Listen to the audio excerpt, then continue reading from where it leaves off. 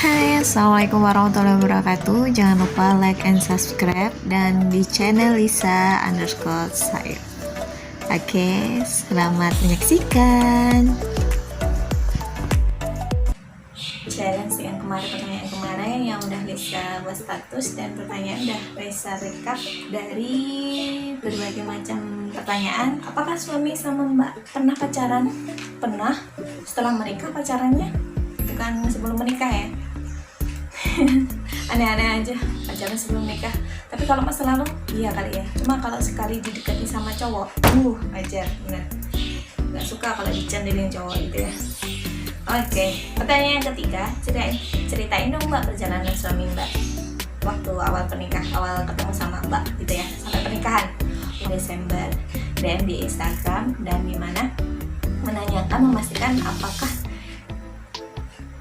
aku itu dari tapak suci Boyolali Utara. Oke, waktu seketika itu ternyata satu grup deh dengan suami, dan wallahu alam ya, masya Allah, ternyata Allah itu menyatukan jodoh nggak jauh dari apa ya, dari kitanya sendiri ya, sama-sama dekat, sama-sama tapak suci juga ya, alhamdulillah.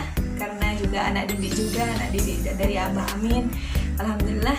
Yaudah, Desember DM, Januari memastikan untuk pulang, di awal Februari tanggal 4 waktu itu pulang lamaran, dan untuk proses pernikahannya itu waktu akhir April, 28 April 2019. Itu cuma komunikasinya untuk persiapan pernikahan, konsep pernikahan seperti apa dan konsep pernikahannya itu dengan konsep tapak suci semua, karena ya pengen sukanya juga pada silat dan kado tapak suci juga. Ya udah deh, dari konsep baju, konsep hiburan.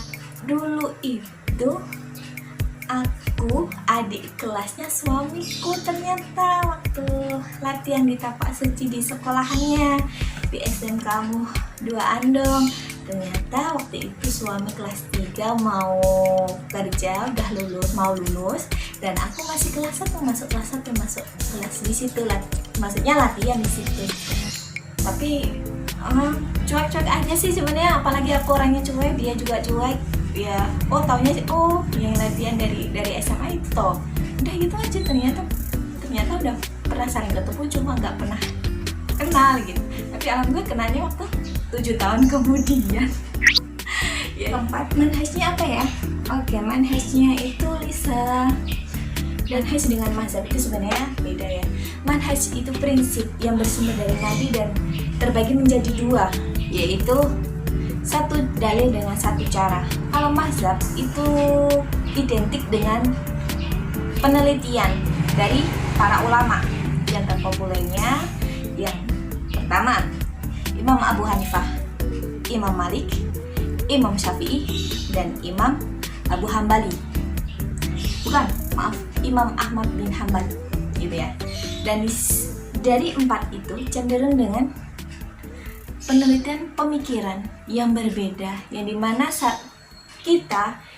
kita generasi kita itu diambil cenderung dari Isa ambil Imam Syafi'i, suami ambil Imam Hambali.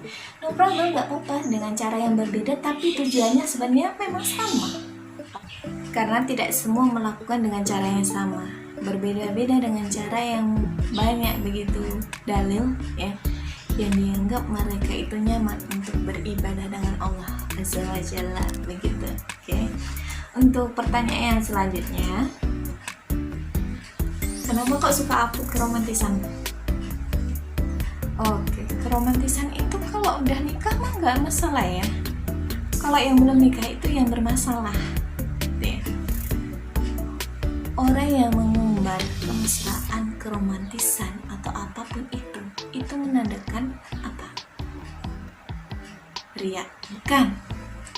Kenyataan kita yang di awal, niatnya kita itu seperti apa?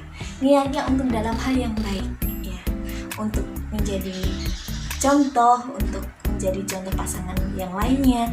Ternyata kepo gimana sih, misal ada yang tanya langsung main, Mbak kok bisa sih mbak romantis kayak gitu, kok so sweet gitu, caranya gimana? Positif kan itu pemikirannya. Kalau pemikirannya yang terlalu negatif maka menimbulkan kita itu iri. Jadi yang dimana suudzon itu kita akan menimbulkan keirian, hasad, dengki kepada orang lain yang berbahagia, misalnya seperti keluarga Lisa. Dilihat dari keluarga Lisa itu baik, romantis, so sweet, tapi perjuangannya bagaimana? Kalian nggak tahu. Karena perjuangan itu karena membuat kita pengorbanan menjadi kita romantis. Pertanyaan selanjutnya, gimana nggak cara suami agar nggak bosan? Ya, sebagai istri memang kita harus punya ribuan cara, ribuan ide kreatif, inovatif kita terhadap pasangan kita. Bagaimana kita untuk agar suami tidak bosan, agar suami nggak gini sama orang lain. Kita lebih yakinkan kita untuk mempunyai kepercayaan antara satu sama lainnya ya. Pertanyaan selanjutnya, pernah berantem sama suami enggak mbak? Kalau identik ke berantem tuh enggak ya, paling ke ngambek sih. Mungkin alasannya dari hal yang sepele menjadi lebih besar gitu. Lisa aku yang paling ngambek, suka cengeng itu Lisa. Karena apa? Ketika Lisa menangis dulu ya, Lisa menangis dulu. Habis itu Lisa mikir, oh ini, baru Lisa diskusi. Itu cara Lisa ya, karena memang wanita itu lebih ke perasaan bukan akal. Kalau laki-laki itu kan ke akal, pemikiran dulu dia, entah itu emosi atau enggaknya pasti akal dulu. Tapi kalau perempuan, wanita dia perasaan yang dipakai, jadi lebih ke cengeng, sedih cengeng dulu, nangis dulu, habis itu dia mikir, oh ternyata masalahnya ini, baru memunculkan diskusi dan musyawarah harus begini.